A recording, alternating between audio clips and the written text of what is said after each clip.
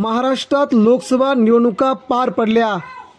यामध्ये कुणाची हवा आणि कोण जिंकेल हा देखील सर्वात मोठा प्रश्न उपस्थित केला जात होता।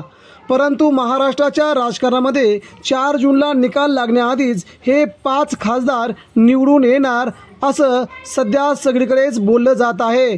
नवे तर या 5 खासदारांना दिल्लीत पाठवलंय अशी चर्चा आहे।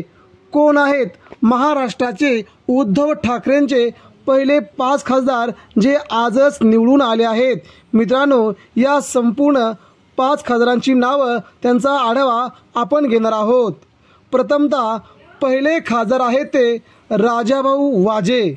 नाशिक लोकसभा मतदारसंघातून राजाभाऊ वाजे येतात। त्यांच्या विरोधात हेमंत गोडसे यांनीही निवडणूक लढवली गेली होती।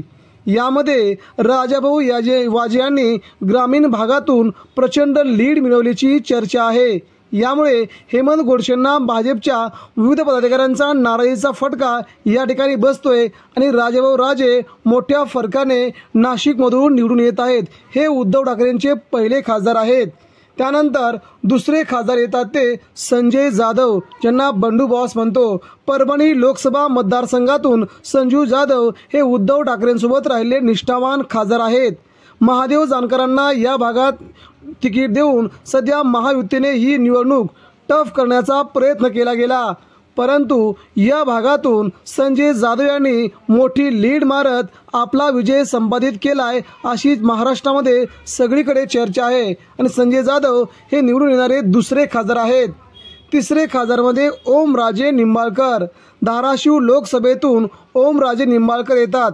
त्यांच्या विरोधात भाजपच्या अर्चनाताई पाटील यांनी निवडणूक लढवली होती, परंतु या भागातून ओमराजेंची असणारी क्रेज आणि उद्धव ठाकरेंना मिळणारी सहानुभूती, उद्धव ठाकरेंसोबत निष्ठावंत शिवसैनिक म्हणून राहिले ओमराजे, या तिघांचा मेळ घातल्यानंतर या भागातून ओमराजे निंबाळकरांना खूप मोठी लीड आणि सहज विजय या भागातून त्यांना मिळतोय अशी संपूर्ण राज्यभर चर्चा आहे। ओमराजे निंबाळकर हे तिसरे ठाकरेंचे निवडून येणारे खासदार आहेत। त्यानंतर चौथे खासदार आहेत अरविंद सावंत। मुंबई या भागातून अरविंद सावंत येतात। त्यांच्या विरोधात यामिनी जाधव यांना उभे केले आहे। या भागातून मात्र उद्धव ठाकरेंची ताकद जबरदस्त प्रमाणात वाढली गेली आहे।